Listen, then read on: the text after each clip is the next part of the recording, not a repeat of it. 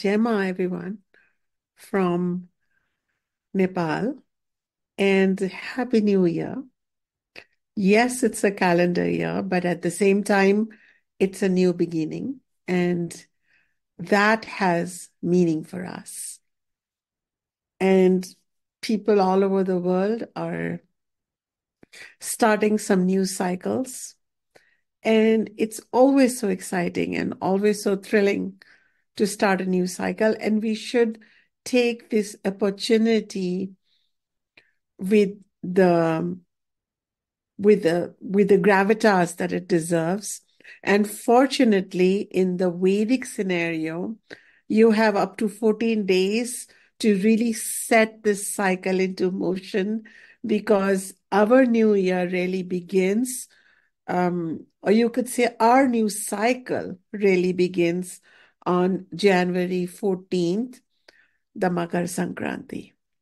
Because on Makar Sankranti, the sun, which is still, which is where it is, but the earth is hurling its way on its southern orbit away from the sun. So you could say towards the darkness. But on January 14th, while we are asleep, the earth will literally change its ecliptical orbit and start hurling towards the sun. And when we start moving towards the light, that is when the cycle begins. And from now until January 14th is a great time to clarify your goals, to do some inner housekeeping, to make some silent, quiet, non-loud decisions of what are you going to subtly shift within your attitudes, your insights, your life. And as a result, I welcome you to utilize all the teachings that you have received over this past year and really allow your soul to speak to you over these next couple of days, and set a realistic goal. A realistic goal. Set one realistic goal in your outer life and set one, I don't think it's non-realistic, but it's a non-applicable goal. It's a soul goal within yourself. For example, your soul goal would be, I want to continue discovering who I really am. I want to find out why I'm stuck in samsara. I want to understand why certain knowledge sits right with me and no amount of anything else sits right with me. So that those kind of goals are not very tangible. They are not transactional, but they are your personal goals. And that's really good for you.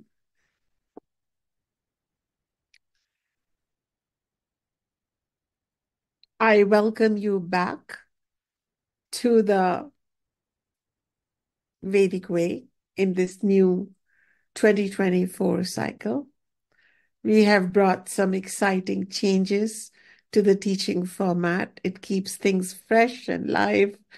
And with two satsangs now, there will be more focused journey towards where we are heading in Bhakti Yoga. It is my hope that this year we make a remarkable dent in Bhakti Yoga teachings and benefit from all the learnings that we have. And this Bhakti Yoga suffused year will prepare you for Karma Yoga next year. So we are really on to something. We also utilized a good part of 2023 to set the background for Bhakti Yoga in our understanding of Ishvara, the three types of relationships with Ishvara, and to understand Ishvara as the creator, as the raw material, and then as the magical substratum that does not change, and yet the all emerges from Ishvara and dissolves back into Ishvara. When we are able to view God not just as an elevated soul or a person, but as pure existence, the existence that precedes all existence, the intelligence that precedes all intelligence, the truth that underlies even half-truths, the ultimate, then this God concept becomes something all of us can approach without question marks. While I have been repeating frequently that Ishvara can be approached by you no matter what is your religion and what is your culture, perhaps it's time to understand that even such questions do not matter of culture and religion, because Ishvara, from the Vedic tradition, is a transcendental concept of divinity that transcends questions of cultural boundaries, geopolitical boundaries, and even boundaries of species. Because this Ishvara is equally present in a single-celled bacteria and the mighty human. This Ishvara is present in every grain of sand, every pebble, every spark of sunlight. This Ishvara transcends living and non-living. This Ishvara transcends past, present, future. This Ishvara transcends any human conceived, imaginable possibilities of divinity. And hence, it leaps far beyond the call of religions. And that does not mean it minimizes but I urge you to make that quantum leap in understanding divinity. Bhakti Yoga. Why? Why is Bhakti Yoga so important for our Vedic Way platform? That is what I would like to discuss today, more than the nitty-gritties of Bhakti Yoga. I feel that since this is the first class of the year 2024, it is useful to just sit back and look at why are we going through this journey? Why?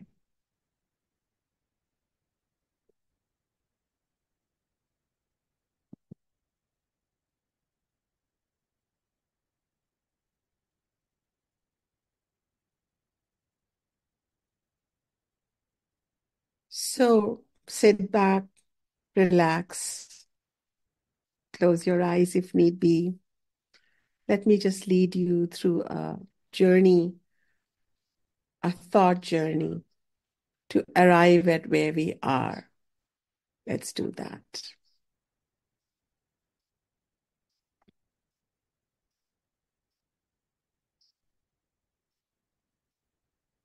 Let's go back to that original sense of separation that we all have. There is something that we miss all the time. Initially, we think we miss our mother when we are infants and we are separated from her, or our father, caregiver. Later, we feel this hankering maybe for a lover, a loving partner maybe. Perhaps our children, our neighbors, our friends, relatives shall fulfill this sense of gap within us.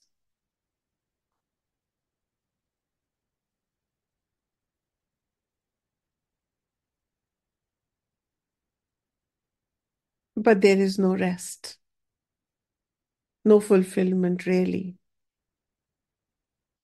Every act of fulfillment comes with a tragic discharge.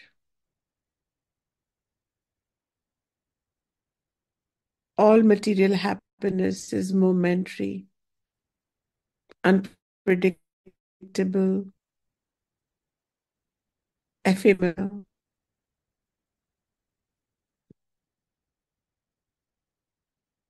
All material quests leave us more tired, more frustrated, more disappointed ultimately.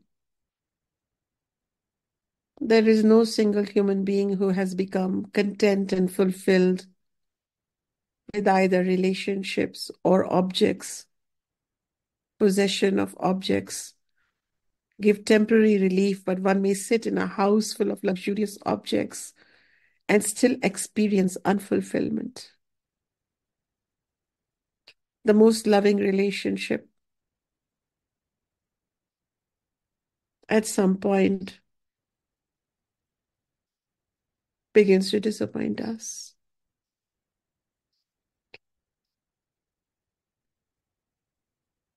The Vedic tradition is not an exclusive tradition that has looked into this existential question mark, but it is definitely one of the first ones and has spent a long time dwelling on it.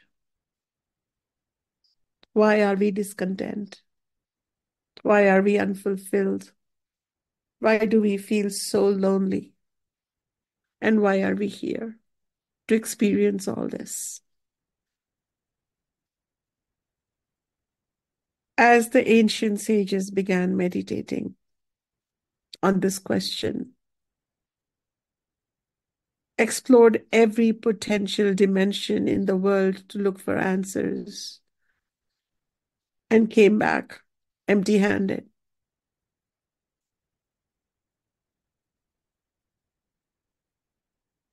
Then ultimately, they transcended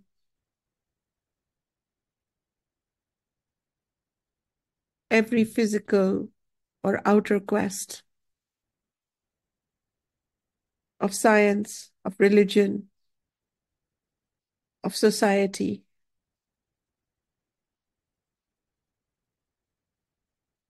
of logic and policy and arithmetic and chemistry and biology. And they ultimately closed their eyes and looked within. And at last, they were at peace.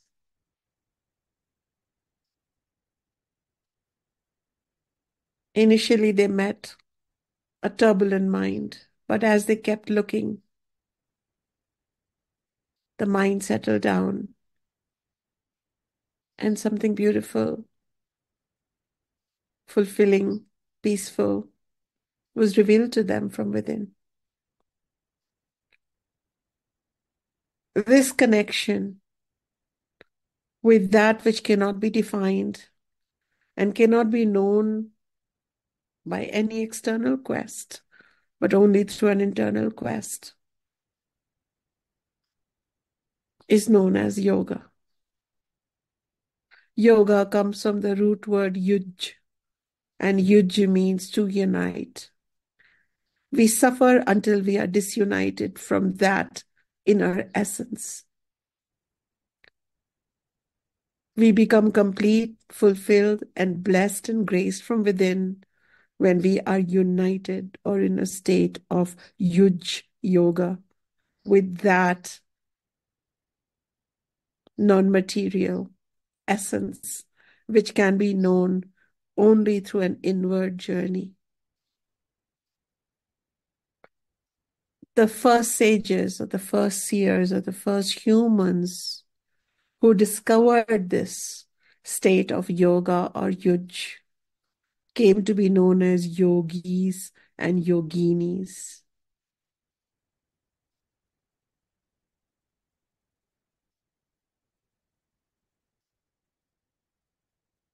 Now that the goal was clear, that what we search for is within and not without. Over thousands of years, and more meditating yogis and yoginis contributing to this fruitful quest now. Pathways were discovered. These pathways are known as Bhakti Yoga, Karma Yoga, Upasana Yoga, Jnana Yoga.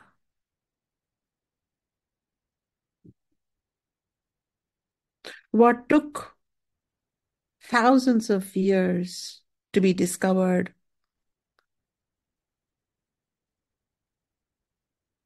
and many more thousands of years to be systematized into pathways. That journey got succinctly compacted into these yogic pathways. At last, a seeker, well be in the 21st century, living in Oakland, California, or Ohio, or Hawaii, or Cuba, or India, or Nepal, anyone who sought the truth, anyone who sought fulfillment, anyone who sought wholeness, could now, with confidence, under the guidance of a qualified instructor, an instructor prepared through the tradition, embark upon these pathways in a systematic manner and hope and plan to arrive at their destination. This is the blessings of an ancient civilization that goes back not a few thousand, but several thousand years, and has had one point focus, the focus to unearth the true self, which is the God, the goddess, the ultimate. Bhakti Yoga then is our beginning pathway. Sometimes it comes in the middle, sometimes it comes at the end. And the reason is that Bhakti Yoga is the substratum of our journey.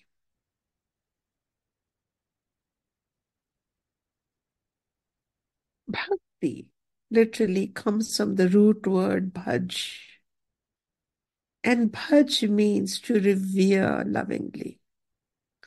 If you want to go on a quest for the ultimate divinity within and without and everywhere, then you have to seek it like a lover seeks their lover. You have to become almost entangled with it and to believe that it exists and to want it, to want it. Like the beloved yearns for their lover, even while washing dishes or sweeping their house, their heart aches for when the beloved will return home. Bhakti is really spiritual romantic relationship with that ultimate truth which we first understand as Ishvara. Because Ishvara, from the root Isha or Isham, literally means the inner controlling power, the inner presence, the inner intelligence. Invisible, yet all pervading. This relationship with such a lofty existence within begins to purify our ego because we realize that this Ishvara dwells even in our enemy.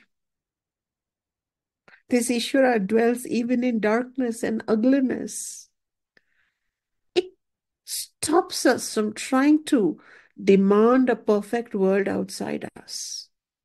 It stops us in the tracks from choosing people who we like and choosing people who we dislike. We start seeing everything as Ishvara's Leela or play. Our relationship through Bhakti Yoga with Ishvara helps us stop obsessing on our single unit bodies and minds and life circumstances.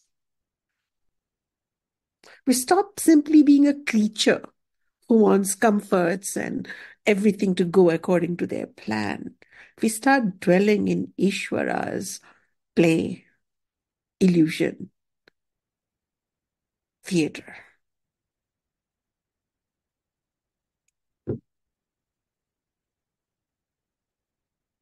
This is the advantage of Bhakti Yoga. This is not, this is,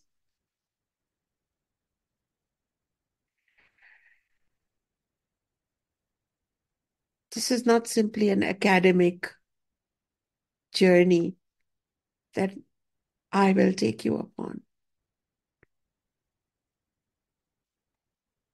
I urge you to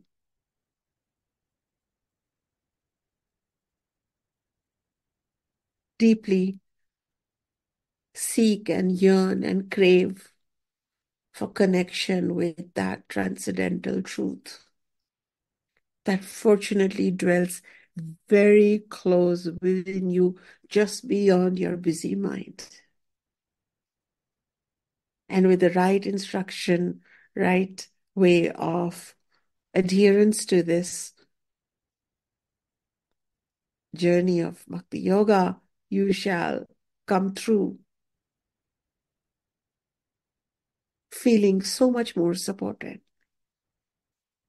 Another thing Bhakti Yoga does for us is it gives us a lot of consolation and support, and probably some miracles along the way. But what are miracles? Everything is a miracle. Everything is a miracle. But we start living in a wonderful universe now. And some sense of loneliness starts going away. Ishvara's presence and knowledge and science also helps us have compassion for people, their beliefs, their religions, and even the religions we grew up with, because these are really just attempts to explain the same reality in a different way. So that was one path, the Bhakti Yoga path.